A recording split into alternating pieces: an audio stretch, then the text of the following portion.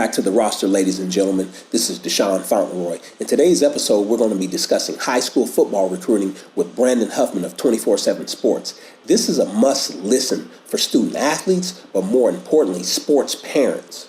Stay tuned. I ball every day, every season. I ball every day, every season. I ball every day, every season. I ball every day, every season. Brandon, in discussing college recruiting from your experience, I think this is a good interview. I think we have a lot to unpack in the allotted time that we have. And I think this information is going to be of tremendous use value to student athletes and sports parents. So why don't you tell us a little bit about you and what you do? Yeah, so first, thanks for having me on, guys. It's good to be here. So I'm in my 23 year covering recruiting, specifically in the recruiting space of covering the recruiting process, doing evaluations, analysis. I'm the national recruiting editor for 24/7 Sports. I've been with 24/7 Sports for about 5.5 years. Previous to that, I was with Scout.com for about 14.5 years. And we were owned by FoxSports.com. Or Fox Sports was the mothership, and then sold us to CBS in 2017, at which point I started working for 24/7 Sports as part of CBS's purchase. And so I've been in this space for like I said, I'm in my 20th year doing it. I've only worked, at two companies, Scout and 24/7 Sports. I've stayed in the same region. I started 2003 living in Southern California, where I was born and raised, went to college, covering recruiting down there. At that time, I was just covering UCLA and USC recruiting. The first year that I covered it, USC won the national championship for the first time under Pete Carroll. UCLA had just hired Carl Durrell. And so my primary focus was covering Southern California players, as well as national recruits that UCLA and USC were recruiting. So while I was covering mostly Southern California, there would be the occasional interview with guys like Adrian Peterson, Marshawn Lynch, that were national recruits or outside of Southern California. But then after 2 years, I expanded to then be the California recruiting analyst for Scott.com, as well as Nevada. In 2007, I moved into the West regional manager role. So I managed the whole region, moved up to the Northwest in 2004. And then in 2007, became the West recruiting manager. And then 2011, was a national analyst with Scott.com. And then now my role, then I became 2014, the national recruiting director for Scout.com. Then in 2017, when we merged with 24/7 Sports, the national recruiting editor. So I worked my way up from kind of a grassroots local level to now being the national recruiting editor of the biggest and best and most prominent recruiting network that is out there in the media. So, ladies and gentlemen, when you listen to Brandon's story, you can see that there's a process to everything, and he's worked his way up just like you all are trying to do. Listen to this again. Listen to his story, because there's a lot of knowledge, there's a lot of wisdom, and there's a lot of nuggets on how Mr. Huffman got to where he is today. So, Brandon, I want you to talk to the parents now, talk to the student athletes. Like, what do the parents need to know? What should an incoming ninth grader who's like an elite eighth grader, maybe they've been to Florida since sixth grade, seventh grade, eighth grade, played on these all-star teams. You might be a skill player entering ninth grade at 6 foot, 190 pounds. Maybe they swing varsity, or maybe in some instances they're playing varsity out here, and then the recruiting starts. Like, what is it that they need to know to better enhance their skill sets and where they would like to be in like 3 or 4 years? Yeah, I think you nailed it right there, and enhance their skill set and get better. I think too often, and especially in the last 3 to 4 years, there's been too big of a focus on, I want my son to be a starter on varsity as a freshman. If he's not, we're taking him somewhere else. He needs to have offers. He needs to have a starting job, but there's no focus on getting better as a player. I've been doing this long enough to see players that had offers going into high school. And some of those guys turned out to be elite national guys. I remember Raleek Brown, who's now the backup running back at USC. He had offers as an eighth grader. Well, he kept getting better every year, and now he's playing as a true freshman at USC. But I've seen numerous other guys who had offers as eighth graders, never signed anywhere 4 years later. They didn't get better. They didn't get stronger. They didn't, refine their craft. And too often the focus is on something that's still 4 years down the line, and that's playing college ball. And in a lot of cases, it's something that's at the earliest 7 years down the line. Your kid's about to start high school where he's going to get a locker room, experience. He's going to get a school locker. He's going to still be taking his lunch to school or whatever. And parents are already worried about, I need my son to be in the best position to go to the NFL. And it's like, how about you get your son in the best position to just get playing time and build the culture at the school he's at, or immerse himself in the culture at the school he's at. And, I speak from experience, having played in high school football in Southern California, where there was already an existing culture. I was the 105th graduating class from my high school. My high school had the number 2 pick in the 1991 NFL draft, came from Ventura High School. They had the National Player of the Year in the year 2000. There's a history there. And, now there's too much, we don't care about high school. It's about college. It's about brand building. It's about getting to the NFL. Instead of like, hey, let's just get him to be better as a high school football player, as a teammate. So I think the one thing parents need to do as freshmen, of an incoming freshman, is just relax. Be patient. It's not about unofficial visits. It's not you're 3 years away from him even being able to take an official visit. Theoretically, you're 2 years away from him even having NCAA approved contact with a coach. You're several years away from him even being on a college campus, and even further away from the NFL. Let's pump the brakes a little bit and focus. I'm a father of a junior in high school who's played football for 3 years. He was a freshman during the COVID season. Now he's a junior. And, I'm just telling him, enjoy high school football. Some of my best memories are of high school football. One of my former teammates passed away this last week, sadly, at the age of 46. And I was in a group chat with a couple of my former teammates, and we just were all reminiscent about, one of the games where his dad was our former head coach. And when he scored the winning touchdown to beat our rival high school our sophomore year, and he was on top of the world. And, some of those great memories, those were 30 plus years ago. But there's this expedited expectation and expedited process now that parents are trying to think too far down the line rather than just pumping the brakes and worrying about their kid becoming a better high school football player. How many times have we seen late bloomers? I mean, Josh Allen was a guy who had to transfer to a junior college and then go to the NFL. Aaron Rodgers, JUCO guy, the NFL. There's a lot of guys that were late bloomers, but I think because of the way recruiting has sped up, social media's enhancement of it, there's this expectation where I need this, and this before I even take, freshman English. And I think the one thing with parents, that I've seen this for 20 years, is you can't want it more than your kids do. That's right. Too many times parents want it more than the kids do. And then they're frustrated with everybody instead of realizing, maybe taking a step back, saying, man, I pushed this on them. I pushed them to want to do this. This is more for my ego rather than for their future. And so I think the big thing is just be patient, just relax, just let them immerse themselves on. You may find that they didn't want to keep playing youth football. They wanted to wait till high school. But too often parents are, I'm a dad. I just dropped my oldest daughter off at college this weekend, for her freshman year.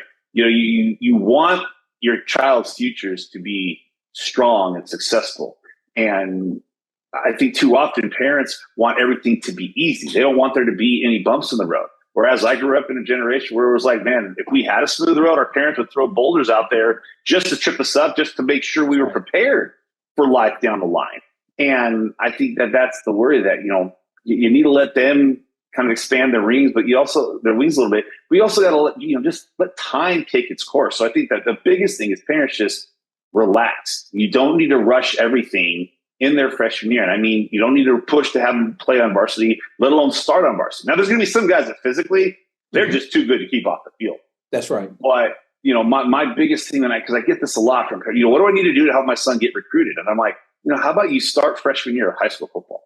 Let's not try to send high school or college coaches Pop Warner film, youth film. And especially when you have a lot of these holdbacks that are 14, 15 years old as eighth graders, right, and they're playing against 11-year-olds. It's like you're not telling this coach anything. So just relax. That's probably the key word that I would say is relax. Ladies and gentlemen, if you just joined us, you're listening to Brandon Huffman. In the first quarter of this interview, as parents, you have to relax. One thing you can do is you always have to remember you're your child's first coach. So you can coach your child to have better use value. That means the key term is student athletes. So grades matter. What you do on the SAT matters. How you act in your community and community leadership matters. And then there are certain intangibles that Huffman was talking about. There's going to come a point in time when you're talking about football and you're playing a skill position. Maybe you should be running track. Maybe you don't come in running a 4.5 or a 10.7 in the 100 or a 10.6 in the 100 meters, where you do have to take the process of working on your speed, working on your size. Granted, some kids, it's different if you're 6'7". There's nothing you can do about that. But if you're 5'10", and we know that the average Division I athlete is 6'1", what can you do to make yourself stand out as far as being a leader, having your grades right in the classroom, and being likable? I'm sure Huffman, some kids just aren't likable, or the parents aren't likable, and they're around enough. Oh, yeah. So I wanted you to talk to us. You talked about the process, and then some people might have this.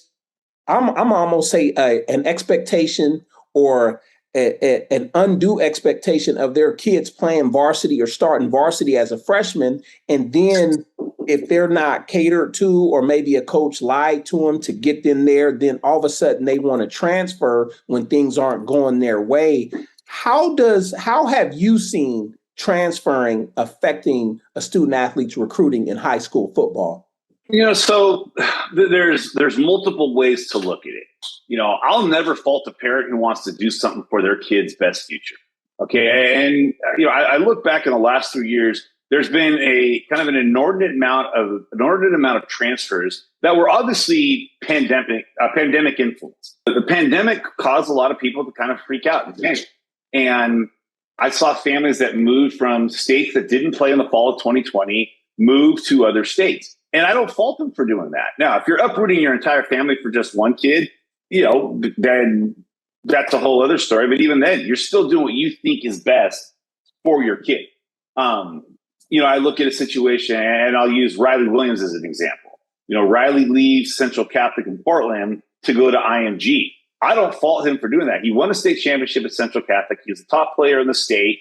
And now he's got an opportunity, and I think Steve Pine does a phenomenal job at Central Catholic. That's right. And, Riley's a phenomenal player. But in that one, you can understand it because IMG is preparing you for college. And the reality is when you hit the genetic lottery like Riley did, and you're a hard worker, a fantastic athlete, a great player, Riley already has the advantage of being an NFL prospect, even as a senior in high school. So I understand the reason behind going to IMG. Go get yourself better, where you're dedicating yourself physically to the preparation. You're going to college at the University of Miami. You're going to get in Florida. You might as well get adjusted to that heat, because that heat isn't any joke. That makes sense. But and then the pandemic ones, where people wanted their kids to be able to play football, whether it was their senior year, early in their career, they wanted to get that film. I understand that. Where I don't always understand is, and I saw there's an example. I have a wide region that I still manage, all the way from Central California, Fresno, all the way up to Alaska, out to Wyoming, Montana. So I have a gigantic geographical region. One of the players that's in my region, he's not in the Northwest, but he's in my general region, was at 4 schools by his second week of his freshman year in high school. And dad was shopping him around to private schools. So he gets accepted to like 7 different private schools in the area that he's at, goes to one. Well, they have a returning quarterback. Dad doesn't like the fact that his son's not going to be named and handed the starting job at a school where there was a guy who won 9 games as a junior and is returning as a starter. So he transfers to another school where they had a junior and a senior who took over for a Division I player, and he was going to have to compete. Coaches said, hey, you know what? You can practice with varsity, but you're going to play JV. He bounces, goes to a third school, enrolls there, and same thing. There's a returning quarterback that was kind of the incumbent, was going to take over, leaves again, goes to a public school. He leaves that private school after week 2 of the season. So when it's becoming clear that he's going to be stuck playing freshman football, he transfers another school. Now he gets that varsity job that his dad coveted, and through 5 games, his stats are terrible. His film's not good, and he's taking a beating, and that doesn't even take into account kind of the reputation he's already having built for him as a freshman. Now, do I blame the kid? No, because 99% of the time in this industry, in recruiting, it's the adults, whether it's college coaches, whether it's scouts, whether it's their high school coach, trainers, whatever it may be, the adults are the ones pulling the strings. The kids don't just sit there and say, Dad, I want to go to my fourth high school. I want to play. I think I can tell you as a father of teenagers, most of the time they just want to be around their friends. Yeah, they want to compete. They want to be competitive, but they don't want to keep building a reputation before they finish their first quarter of high school, And so that's one of the things that, with the transferring, now there's already this reputation. The kid's a talent, no doubt. But the expectation that he should be the starter at 3 different schools, and then he finally finds a school at the 4th, and now it's not going so hot. And there's already schools in that area that are being called by the dad saying, hey, we're going to bring him here. You don't want the reputation of being a guy who's transferred 5 times before you even got halfway through high school. So there's sometimes where the transfer is necessary, whether it's for an academic purpose. Maybe you're living out in the sticks. You're living out in the middle of nowhere, and nobody's watching your film. No, in 2022, it's not as hard to be seen as it was 10 years ago when there was no huddle, when YouTube was just getting off the ground. But a lot of times guys will transfer into better situations just from a visibility standpoint. Or, one of the best stories of it is the reigning Heisman Trophy winner. Bryce Young started as a freshman at Cathedral High School in Los Angeles. Cathedral has had NFL players before. Their biggest rival is Sarah High School, where, Dory Jackson, where Robert Woods both played. I mean, one of the best rivalries in LA was Cathedral and Sarah. Bryce started for 2 years, already had multiple offers, but his junior year, he decides to transfer to Mater Dei. Well, why does he do that? Because Mater Dei is Mater Dei. All right. Mater Dei's had now 3 Heisman Trophy winners. All right. They had a 4-year starter at USC in Matt Barkley. They've had this history tradition. He wanted to go put himself in a position where he was challenging himself to be better. His junior year, he wins a national championship. His senior year, in one of the most classic games in Southern California history, he loses in the final minutes to DJ Uiagalelei, who's now at Clemson, who he beat the year before and beat in the regular season. DJ got revenge and got he won that game. Bosco goes on with the state championship and national championship. But Bryce wanted to challenge himself. He didn't transfer from a visibility standpoint. It was, if I want to play at the highest level, I need to be playing at the highest level now. And those are the ones that you can understand. But, at that same time, Mater Dei had about 5 guys that transferred in just for that senior season and then won a state championship on Saturday. By Monday, they were back at the public school they came from, signing with them on that Wednesday. A lot of bad publicity came from it. Now, I'm either here or there. These guys already all had scholarship offers secured, but they wanted to win a national championship. So you understand it from a lot of that. But there's a lot of transfers that are just like, the coach is trying to screw us. We're not getting playing time. Coaches they want to put the 22 best players on the field. All right. If they're not playing you, it's because you're not one of the 22 best, or you've got major disciplinary issues. But I can't tell you how many times I've heard the parents say, oh, the coach is screwing my kid. It's like, no, your kid might be screwing your kid. Unless you're at every practice, unless you're sitting in every meeting, which if you are, you've got a whole other bag of issues to get over. Maybe you're seeing things through your lens that the coaches aren't seeing through their lens. So the constant transferring, you've got to ask yourself, am I transferring for a better opportunity, or am I transferring because I'm pissed off with the previous staff at the previous school? And even then, it's like sometimes, again, your kid needs to stay the course. Your kid needs to be patient. I look at, speaking of Bryce Young, the quarterback he took over for was Mac Jones. Mac Jones committed to Alabama in 2017, knowing they already had a commitment from Tua Tagovailoa. And by the way, Jalen Hurts starts as a true freshman at Alabama. Mac Jones goes there, gets a big break, no pun intended, when Tua gets hurt, comes in. The next year, he has one of the most incredible seasons ever. Joe Burrow, another guy, he transferred not because he wasn't competitive, but that's the thing. With a lot of guys, they transfer because they are competitive. They want a chance to play. Well, only one quarterback plays, but those guys stayed the course in high school. They went through the adversity. When it became clear that Ohio State wanted Dwayne Haskins to be the starter, Joe Burrow wisely said, hey, I want to go somewhere I can be the starter. Goes to LSU. The rest is history. Mm-hmm. All right. But it's the transferring just because, the coach is screwing me, or I'm not getting a fair shake. And it's like, you've had your opportunity. You're not doing well. Your parents are a problem. That's the stuff that college coaches will Nick Saban himself has come out and said he's not a big fan of multiple transfers. Now, not everybody listening to this is going to have a kid play at Alabama. But the point being that sometimes you just got to let your kids stay the course and build through and work through that adversity, because coaches will be more impressed by the kid who sticks through it. I've seen guys that played on teams that won 2 games, 3 games, still go on to play college sports and be successful. And they almost earn more credibility in the coach's eyes because they could have left and gone somewhere where they're on a superpower, super team. But instead, they stayed there. They stayed loyal to their team. And now those coaches know when they bring that kid in, he's going to be loyal to this program. He wants to stick with us. Yeah. So what I hear, Brandon, is that one, the parents have to relax. The kid and the parent, or the student athlete and the parent, they have to be willing to stick through the process. And part of that process is competition. You have to be willing to compete and understand that you're not going to be handed a position. And when you look at that, you have to understand your strengths and weaknesses, because some people, they just look at the strengths. They don't look at the weaknesses. You know, I tell all the kids that I train, I also coach football, I also coach track.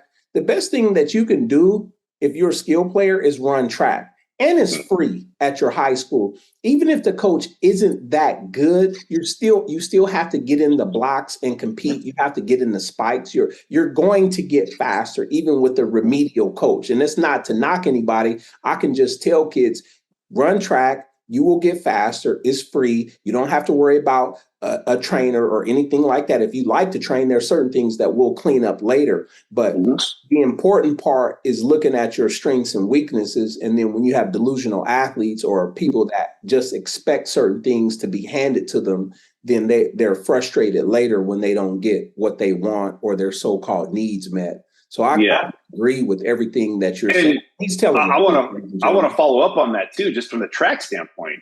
More and more NFL front offices are using track data as a high schooler in their analysis of a player. Even though he might not run track in college, it's difficult. I mean, the reality is it is very difficult to play one sport in college and be a college student. It's even more difficult to be a multi-sport athlete in college. So I understand that there's guys that are elite track runners that just don't have the time to do track in the spring of their college football career.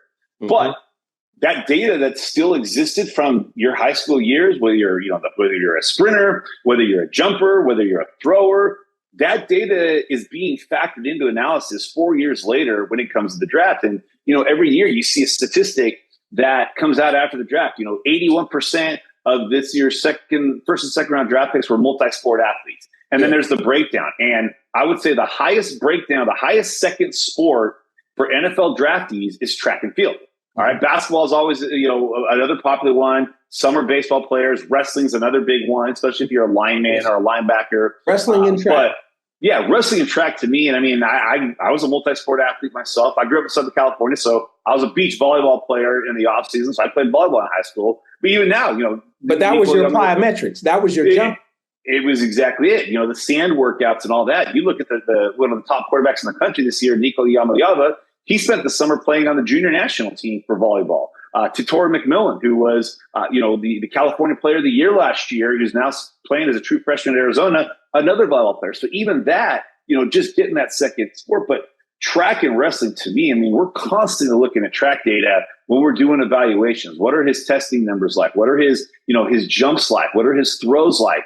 And you can learn a lot about a player's athleticism by the different events that they do. And multiple events. If you're a running back and you're a receiver, you should be doing the 100. You should be doing the 200. You should be, if not anchoring the 4x1 or 4x4, you at least need to be on the 4x1 or the 4x4. Maybe throw a jump in there, whether it's the long, the triple, or the high jump. If you're an offensive lineman, a defensive lineman, you should be throwing the shot. You should be throwing the discus.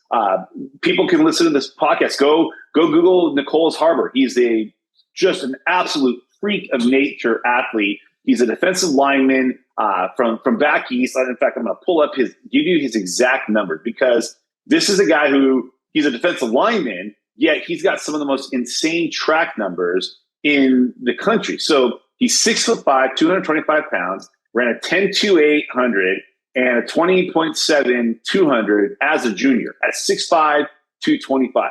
He's still raw as a football player, but I guarantee you, in 3 years from now, 4 years from now, he goes to the NFL Combine, he's running a 4.4, and he's vertical and he's broad jumping what he does. That's going to change his entire tax bracket as a player. He's going to obviously have to get better as a football player, like all players do.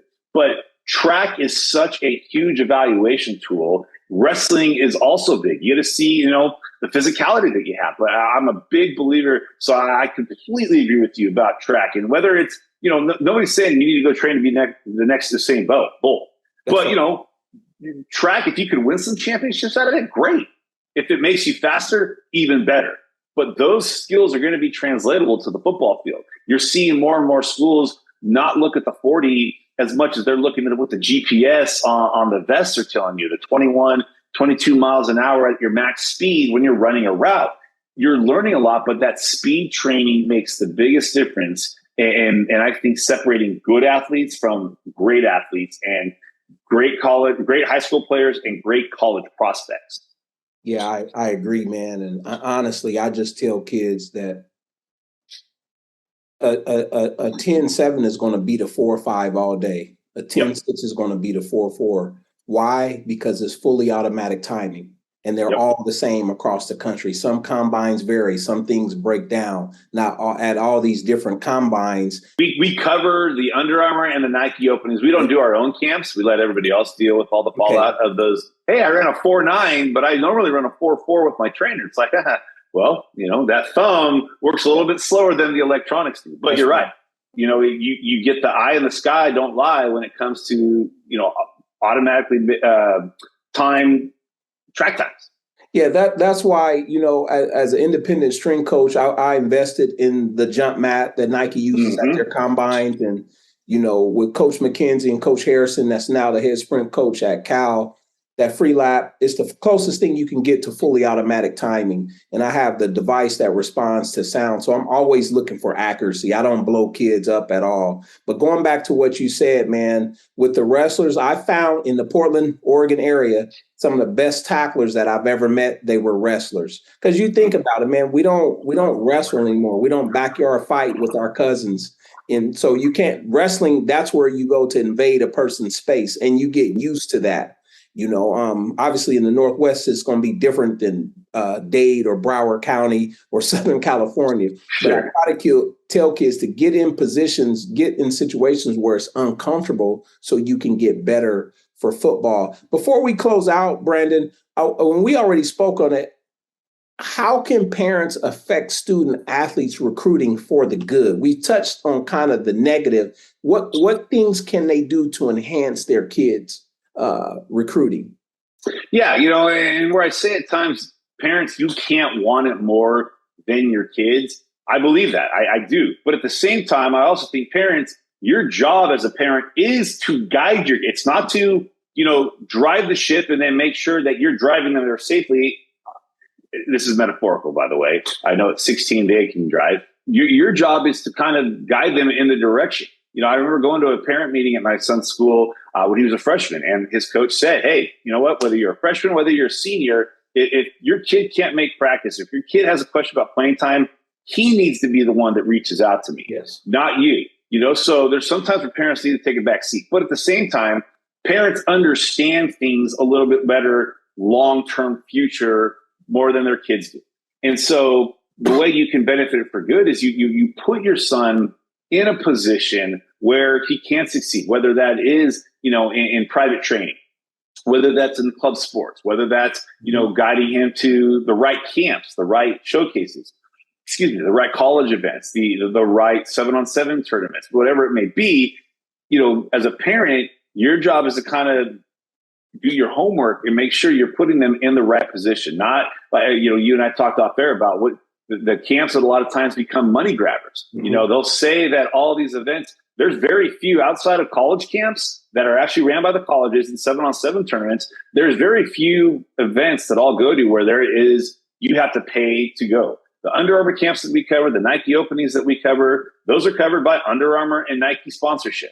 And they're inviting the best of the best. So I'm going to those. And, it's your job as a parent to kind of discern what are the best. Just because your kid got a shiny graphic in his direct messages, or you got a shiny invitation, it doesn't mean that's a legit camp, or it's a good camp, or it's a wise investment. So do a little homework as a parent to make sure you're putting them in the right situations, the right events, the right venues, the right position to get the right eyeballs on them. A lot of times I'll hear from kids, oh, I'm going to this camp. Well, why? Oh, that was my dad's favorite college growing up. I'm like, okay, cool. You're a quarterback. They've already got a quarterback committed for this year and next year, but you're now paying $75, $100 just so you can get a t-shirt and Instagram picture to go to a school. There's only one college coaching staff that's going to be there. Mm-hmm. Why don't you go to this showcase at this university where there's 25 colleges that are at it? One of the best camps that I cover each year is the Sacramento State Mega Camp. Down in Oregon, you got the Western Oregon Showcase. You got the Lewis and Clark Showcase, where you have multiple Pac-12 schools there, Mountain West schools there, Big Sky schools there, and then FCS, other FCS, D2, D3, and NAI schools. So you're kind of running the gamut of all different ranges of coaches that are there. As a parent, you need to be making sure that, talk to your kid's high school coach, talk to his trainers, whoever it may be, and make sure that the events you're taking your kids to are where you're going to get the right eyeballs on you. Because I can't tell you how many times I'll have parents complain, we went to the wrong camp. There was only one staff there. We should have gone to that. It's like the woulda, couldas, and shouldas don't change the fact that you didn't. And, right. That's one thing as a parent that you could do kind of the recon on that.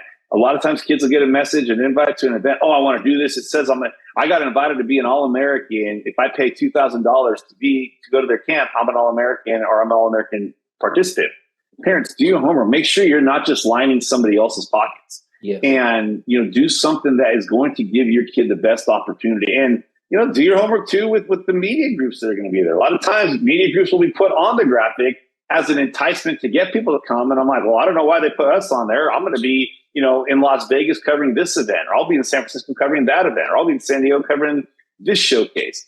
Just parents, the way you can do it is just do a little extra research to make sure that you're guiding your child into the right and best path to potentially give them a future in that sport that they love. Ladies and gentlemen, we're in the fourth quarter with Brandon Huffman. The thing I want to touch on, we're at the 2-minute warning. We have less than 2 minutes. It's a 2-minute drill. Parents, what I will say is I see a lot, Brandon, like kids, they want to go to private schools or they want to go to school with the best athletes. Your job at whatever your school you're at is to learn that playbook on offense and defense, have a good rapport. I can't stress it enough. You have to do your job. But here's the other key to getting recruited. You have to be in shape. You got to be your job. And here's the clincher. You have to be exciting while doing your job. You can't just be at this top private school. You're out there doing your job, but I don't see anything. And then you're crying about getting recruited. Remember, the top athletes get recruited. Those are the ones that are exciting at whatever position that they play. So I'm saying that to say your top athlete, if you go JUCO, if you go Division III, NAI, Division II, FCS or FBS.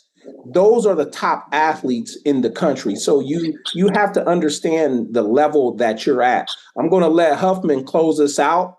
We have a minute left, Coach. So what's your final thoughts for today? Yeah, and just to kind of close on that, what a dude looks like. College coaches know what a dude looks like. Quarterbacks throw touchdown passes, receivers catch them, running backs rush them, linebackers make tackles, offensive linemen open holes. Every high school kid in the country is doing that on a Friday night. So just because you're scoring touchdowns, opening holes does not mean you're a Division I prospect. And a lot of it, the key word here, and I'll just use this as my final word, it's projection. When a coach is recruiting a kid, they're not looking at the 17-year-old, 18-year-old. They're looking at that frame, at that body type, and projecting them 4 years down the road, rather than just being a good high school prospect. Again, it's not about being just a good high school player. It's about being a college prospect. And that's what college coaches are looking for. So it all boils down to that. Evaluations, projections, and long-term projections are going to be much more important than what you did just that Friday night.